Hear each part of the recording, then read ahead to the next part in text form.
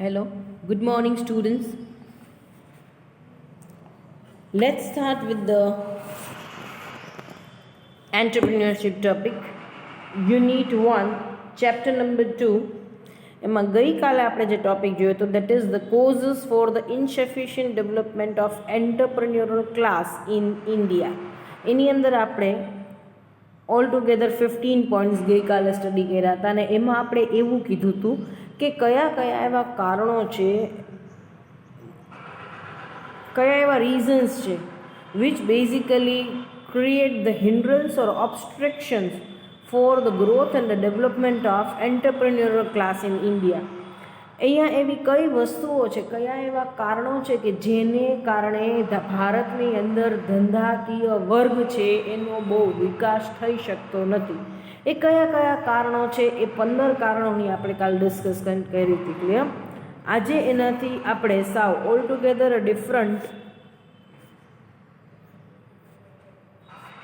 Topic લઈએ છીએ, એના ઓપોઝિશન વાળો, that is the suggestion for the quick development of entrepreneur class in India.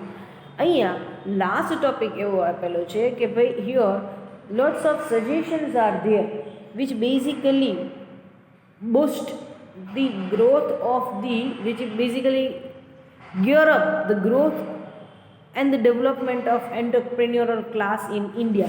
અહીંયા એવા સજેશનો આપેલા છે જેને લીધે ભારતની અંદર ધંધાકીય વર્ગને એક ગતિ મળે, ક્લિયર, એક ઝડપ મળે કે જેને લીધે વિકાસ થઈ શકે.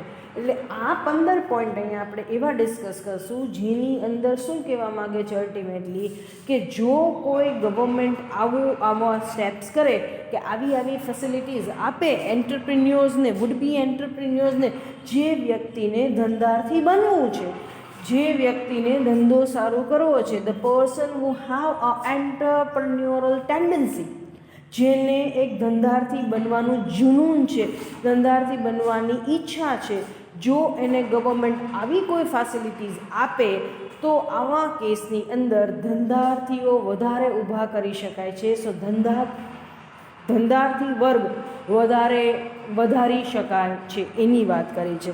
સો here the certain suggestions are that government should implement or government should introduce in order to increase the rate of entrepreneurial class in India. Clear? So first case a change in the education method. Our education method in our country India, education method is based on the knowledge or knowledge based. That means we have a knowledge oriented education system. So અહીંયા શું કહે છે કે rather than having just a knowledge oriented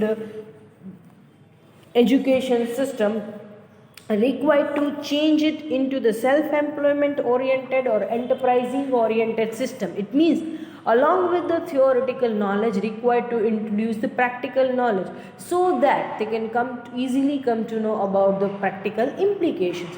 શું કહે છે ભારતની અંદર જે કોઈ આપણી એજ્યુકેશન સિસ્ટમ છે એ કેવી છે? થિયોરી બેઝડ, કે જેમાં તમને કન્સેપ્ટ ક્લિયર કરાવવામાં આવે છે, એનું પૂરેપૂરું નોલેજ આપવામાં આવે છે, તમને એમની થિયોરી ભણાવવામાં આવે છે. સો અહીંયા શું કહે છે એની જગ્યાએ કેવી સિસ્ટમ હોવી જોઈએ? Self employment related employment based system.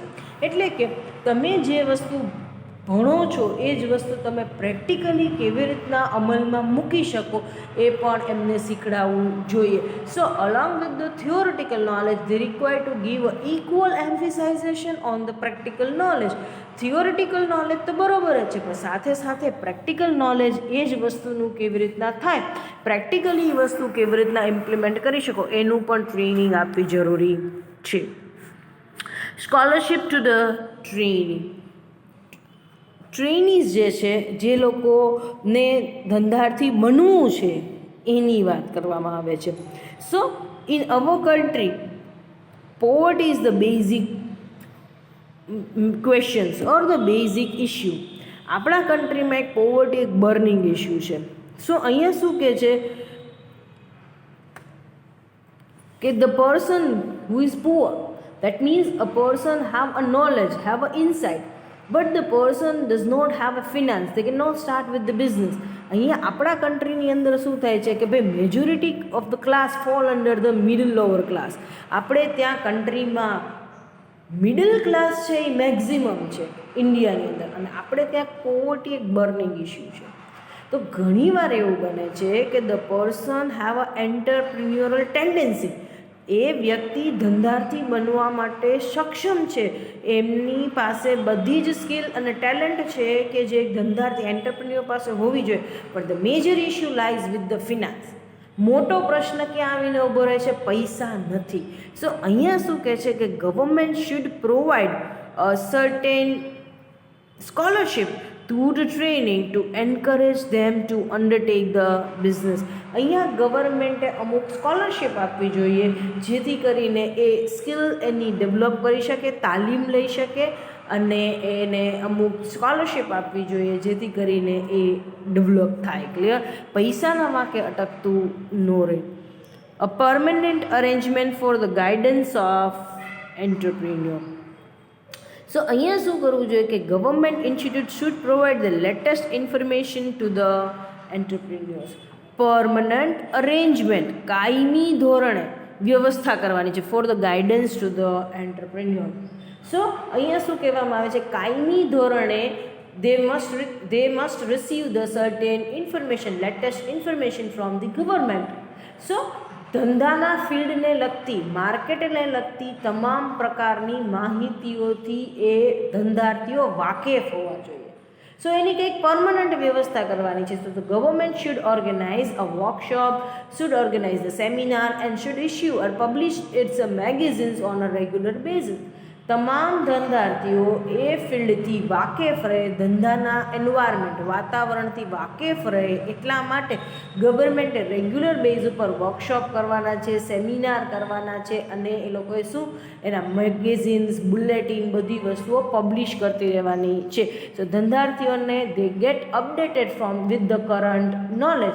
જે ચાલુ જ્ઞાન છે, કરંટ નોલેજ છે, એનાથી અપડેટેડ રહે. Develop the techniques for entrepreneurial identity. Develop the techniques for entrepreneur identity. એનો મતલબ શું છે કે ધંધાર્થીની ઓળખ હોવી ખૂબ જરૂરી છે. સો અહીંયા શું કહેવામાં આવે છે કે government should identify the possible entrepreneurs and after finding them required to guide them, direct them toward the industrial field. અહીંયા શું કહેવામાં આવે છે કે ગવર્મેન્ટે શું કરવું જોઈએ કે ગવર્મેન્ટે જે ભાવિ ધંધાર્થીઓ થઈ શકે એવા વ્યક્તિઓને આઈડેન્ટિફાઈ કરવા જોઈએ, અને એ લોકોને એન્કરેજ કરવા જોઈએ, પ્રોત્સાહિત કરવા જોઈએ ધંધો શરૂ કરવા માટે, અને એ લોકોને ગાઈડન્સ પૂરું પાડવું જોઈએ, એ લોકોને ડાયરેક્ટ એટલે કે દિશા રાહ બતાવવી જોઈએ ધંધો શરૂ કરવા તરફની. Clear? Search for possible industrial field, 5th point કહે છે. એની અંદર શું કહે છે તો કે government should appoint expert to study the industry can be developed in the different areas. Develop search for possible industrial field. આપણે ત્યાં કેવી કેવી ઇન્ડસ્ટ્રી શરૂ થઈ શકે છે ગવર્મેન્ટે એ જોવું જોઈએ. What are the resources R available in India. કયા કયા એવા પરિબળો આપણી પાસે જે અવેલેબલ છે જેને આધારિત આપણે ઇન્ડસ્ટ્રીઝ સ્થાપી શકીએ છીએ. સો અહીંયા ગવર્મેન્ટ શું કરવું જોઈએ? એક્સપર્ટ, નિષ્ણાંતોને હાયર કરવા જોઈએ. એ લોકોને કહેવું જોઈએ કે ઇન્ડિયાની અંદર કઈ કઈ ઇન્ડસ્ટ્રીઓ સારી ચાલે એવી છે, સારી રીતના સેટ થઈ શકે એવી છે, એ આઈડેન્ટિફાય કરો, એનું સ્ટડી કરો, અને કયા કયા એન્કરેજિંગ ફેક્ટર છે. ત્યાર પછી એને એન્ટરપ્રિન્યોર્સને એવી ઇન્ડસ્ટ્રી સ્ટાર્ટ કરવા માટે એન્કરેજ કરવા જોઈએ. સે ફોર એક્ઝામ્પલ આપણે ત્યાં agri industries, handloom industries, handicraft industries, steel industries, આ બધી બહુ સારી ઇન્ડસ્ટ્રીઝ છે, કારણ કે એને રિલેટેડ સ્ત્રોતો આપણી પાસે ખૂબ સરસ છે, રિસોર્સિસ ખૂબ સરસ અવેલેબલ છે. તો ગવર્મેન્ટે આવી ઇન્ડસ્ટ્રીઓ સ્ટાર્ટ કરવા માટે પ્રમોટ કરવા જોઈએ, એન્ટરપ્રિન્યોર્સને એન્કરેજ કરવા જોઈએ. Clear? Intensify the advertising system. એનો મતલબ શું છે કે ભાઈ entrepreneurs required to receive a true informations regarding the field. ધંધાર્થીઓને ધંધા વિશે, ધંધાના ધંધાની બજાર વિશે સાચી માહિતી કોન્સ્ટન્ટ મળતી રહેવી જોઈએ. તો ગવર્મેન્ટે શું કરવું જોઈએ? ગવર્મેન્ટે પેમ્ફલેટ છપાવવા જોઈએ, મેગેઝિન્સ છે, બુક ઇસ્યુ કરવી જોઈએ. જેમ કે આપણે tourism industries government, Modi government promote કરે છે, તો કેમ અમિતાભ બચ્ચનને લઈ અને એડવર્ટાઇઝમેન્ટ કરે છે. પછી તમને ખબર હોય તો જે તે જગ્યાએ જે વસ્તુ ફેમસ હશે તો એ પ્લેસ ઉપર જશે તો ત્યાં આખી ટુરિઝમ મેનેજમેન્ટની ગવર્મેન્ટે બુક બહાર પાડેલી હોય, એની અંદર તમને એની બધી ડિટેલ આપશે કે આ વસ્તુ શું છે, એની પાછળની હિસ્ટ્રી શું છે, એમાં જોવાનું શું છે, કેટલા વર્ષ જૂનું છે, એવરીથિંગ દે નરેટ. તમને ઘણા બધા એરપોર્ટ ઉપર ને બધી જગ્યાએ ટુરિઝમની બુક્સ ને બધું ત્યાં પડેલું હોય. ક્લિયર? સો આ બધી વસ્તુઓ ગવર્મેન્ટે કરવી પડશે કે government required two publish the magazines, pamphlet, book, આ બધી વસ્તુઓ એને ઇસ્યુ કરવી પડશે, બનાવડાવવી પડશે અને એ એન્ટરપ્રિન્યોર્સને આપવી પડશે so that they can upgrade there knowledge. Extension of the self employment oriented plan. તો એનો મતલબ શું છે? મોદી ગવર્મેન્ટે 2016માં સ્ટાર્ટઅપ ઇન્ડિયા સ્કીમ આપેલી હતી. સ્ટાર્ટઅપ ઇન્ડિયા સ્કીમની અંદર એમને શું કીધું હતું કે if you have a really creative and the good idea related to the enterprise, related to the business, then you can submit your business plan and on the basis of submissions will allot a scholarship to you, that means subsidies to you. અહીંયા 2016માં મોદી ગવર્મેન્ટે એક startup India નામનો programme કર્યો. એ startup ઇન્ડિયાના પ્રોગ્રામની અંદર એમને એમ કીધું હતું કે તમે કોઈ પૈસાની ચિંતા કરો ને, જો તમારી પાસે ખરેખર ધંધા માટે કોઈ ક્રિએટિવ આઈડિયા છે તો તમારો બિઝનેસ પ્લાન કરી અને તમે મને મોકલો કે શું છે તમારા બિઝનેસ પ્લાન, તમારી પ્રોડક્ટ શું છે, તમારું બિઝનેસનું ફ્યુચર શું છે અને એક્સપેક્ટેડ પ્રોફિટ કેવા થઈ શકે એવું છે, બધી જ ડિટેલ્સ તમે આખો બિઝનેસ પ્લાન બનાવીને મને મોકલો. તમારા પ્લાન ચેક કરવામાં આવશે. If the plan is really feasible and viable, જો ખરેખર એ પ્લાન યોગ્ય હશે તો પછી એ પ્લાનને અમલમાં મૂકવા માટે તમને પૈસા ગવર્મેન્ટ ફિનાન્સ કરશે. ક્લિયર? સો આને શું કહેવાય છે? Extension of a self employment oriented plan. Clear? તમને રોજગારી માટેની ગવર્મેન્ટ તકો આપશે. ક્લિયર? સો જેના સ્ટાર્ટઅપ ઇન્ડિયામાં પ્રોગ્રામ સિલેક્ટ થયા હતા એ લોકોને ગવર્મેન્ટે સબસિડીઝ પૈસા આપ્યા હતા. Clear? Then the arrangement for every guidance. Arrangement for every guidance to the new entrepreneurs from one place. અહીંયા શું કહેવામાં આવે છે કે ભાઈ જ્યારે પણ કોઈ એન્ટરપ્રિન્યોર છે એવું ડિસાઇડ કરે છે, એની person who wish to start with the business, તો એને કેટલી પ્રકારના પ્રશ્નો થતા હોય કે how to generate the finance, ક્યાંથી પૈસા ઊભા કરવા, કઈ પ્રોડક્ટ સિલેક્ટ કરવી, કઈ જગ્યા, સિલેક્શન ઓફ પ્લાન્ટ અને પ્લેસ, કઈ જગ્યાએ આપણે પ્લાન સ્ટાર્ટ કરવો, કઈ પ્રોડક્શન ટેકનિક યુઝ કરવી, આ બધી વસ્તુના પ્રશ્નો એમના મગજમાં હોય છે. So government should arrange such type of administrative systems. એવી એક સિસ્ટમ આપવી જોઈએ કે એન્ટરપ્રિન્યોર્સ ગેટ ધ ગાઈડન્સ અને એડવાઇઝસ ફ્રોમ ધ પર્ટિક્યુલર પ્લેસ. ગવર્મેન્ટે પોતાના ઓફિસીસ બનાવી છે, ગવર્મેન્ટે પોતાના યુનિટ્સ બનાવ્યા છે એન્ટરપ્રિન્યોરશિપ ડેવલપમેન્ટ ઓફિસ કરીને, એન્ટરપ્રિન્યોરશિપ ડેવલપમેન્ટ પ્રોગ્રામ્સ ઓફિસ. બરાબર છે? સો આવી બધી ઓફિસો અહીં આજી ડેમ પાસે આપણે છે. ત્યાં ગવર્મેન્ટ, સપોઝ તમને કોઈ પણ સ્મોલ સ્કેલ લેવલ કે મીડિયમ સ્કેલ લેવલે બિઝનેસ સ્ટાર્ટ કરવો છે તો તમે ઓફિસમાં જાઓ, ગવર્મેન્ટના તમને હરેક ગવર્મેન્ટના જે સર્વન્ટ છે એ તમને હરેક ડેટા આપશે. સપોઝ મને કોઈ કોરોગેટેડ બોક્સ બનાવવા છે, બરાબર છે, તો કોરોગેટેડ બોક્સ બનાવવામાં ક્યાંથી રો મટીરિયલ જો મળશે, કેટલાનું મળશે, શું કોસ્ટિંગ આવશે, ક્યાં પાછું હું ટેન્ટેટિવ મારા બાયર્સ ક્યાં હશે, કોને સેલ કરી શકીશ, તમામ ડિટેલ, બેંકમાં મારે સબસિડીઝ ગવર્મેન્ટની કેવી રીતના અપ્લાય કરવી, બધી જ ડિટેલ, કોણ કોણ રો મટીરિયલ સપ્લાયર્સ છે, બધી જ ડિટેલ ગવર્મેન્ટના ઓફિસથી મને મળશે. સો અહીંયા શું કહે છે કે arrangement for every guidance to the new entrepreneurs from one place. એક એવી ઓફિસ શરૂ કરો કે જ્યાંથી નવા ધંધાર્થીઓને સલાહ અને ગાઈડન્સ મળે કે એને કઈ પ્રોડક્ટ લેવી જોઈએ, કયા લેવલે ઇન્ડસ્ટ્રી સ્ટાર્ટ કરવી જોઈએ, ફિનાન્સ કેવી રીતના લેવું જોઈએ, ક્યાંથી રો મટીરિયલ મંગાવવું જોઈએ, અને કોસ્ટ કેવી રીતના સેટ કરવી, અને પ્રાઇઝિંગ કેવી રીતના સેટ કરવી, અકાઉન્ટ્સ કેવી રીતના મેનેજ કરવા, બધું જ એને એડવાઇસ એને ક્યાંથી મળે? એક જગ્યાએથી. એટલે government should develop that kind of the administrative system. Arrangement where all the requirements can be satisfied by one institute. એટલે કે અહીંયા શું કહેવામાં આવે છે કે ભાઈ અહીંયા જ્યારે પણ કોઈ વ્યક્તિ ધંધો શરૂ કરે છે તો ઘણી બધી વસ્તુની જરૂર પડે છે. તો અહીંયા ગવર્મેન્ટે અમુક એવી ઇન્સ્ટિટ્યૂટ બનાવવી જોઈએ, એજન્સીસ, ગવર્મેન્ટની ઓફિસીસ બનાવવી જોઈએ. સો ત્યાંથી બધી રિક્વાયરમેન્ટ એની ડાયરેક્ટલી સેટિસ્ફાઈડ થાય કે એને ભાઈ શેડ એટલે કે જગ્યા, પ્લાન્ટની જગ્યા ક્યાંથી લેવી, raw material, finance, market, export વિશેને ખબર પડે, બધી વસ્તુઓ એને ત્યાંથી એક જગ્યાએથી જ ખબર પડે. એટલે ઓલમોસ્ટ પોઈન્ટ નંબર 8 અને પોઈન્ટ નંબર 9 બે સેમ છે. Suppress the concept of bureaucracy. બ્યુરોક્રસીનો મતલબ શું છે કે એક ચક્રી શાસન. ક્લિયર? તો અહીંયા શું કહેવામાં આવે છે કે ભાઈ જ્યારે કોઈ ધંધાર્થીએ ધંધો શરૂ કરવો છે તો કઈ ઓફિસે પરમિશન લેવા જવું પડશે? ગવર્મેન્ટ ઓફિસે. બધા કામ માટે, ડોક્યુમેન્ટેશન્સ માટે, બધી વસ્તુ માટે એને ક્યાં જવું પડશે? ગવર્મેન્ટ ઓફિસને. અને government offices basically bureaucratic in a nature. Our administrative system is bureaucratic in a nature. આપણી જે સિસ્ટમ છે બહુ રિજિડ છે, ગવર્મેન્ટ સિસ્ટમ્સ બહુ સ્ટ્રિક્ટ છે. સો અહીંયા શું કહેવામાં આવે છે કે ભાઈ government servant should realise their responsibility. આપણી અહીંયાની સિસ્ટમ બહુ રિજિડ છે, એડમિનિસ્ટ્રેટિવ બહુ સ્લો છે. ગવર્મેન્ટ ઓફિસમાં કોઈ કામ ગયું હોય કરવા માટે તો ઝડપથી પાછા બહાર નીકળી શકીએ નહીં, કેમ કે સિસ્ટમ જ એવી છે. ક્લિયર? સર્વન્ટ્સ બધા લેઝી છે, they don't work sincerely and seriously. Clear? So government servants should realize the responsibility and they should know that they are getting the salary for their work. એ government સર્વન્ટને બેસવા માટે નહીં પણ કામ કરવાના પૈસા મળે છે. They need to support. Government servant છે એટલે પાવર નથી કરવાનો, પણ રાધર એ લોકોએ સપોર્ટ કરવાનો છે. Clear? Execution of a long term policy. So અહીંયા શું કહે છે કે whenever government prepare a policy and the plan, it should be for a longer period of time.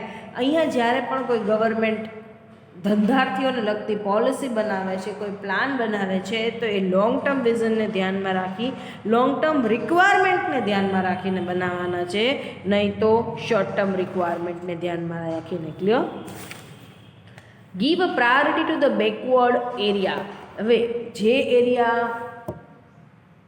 સક્ષમ છે, બરાબર છે, અર્બન એરિયા જેને આપણે કહીએ છીએ.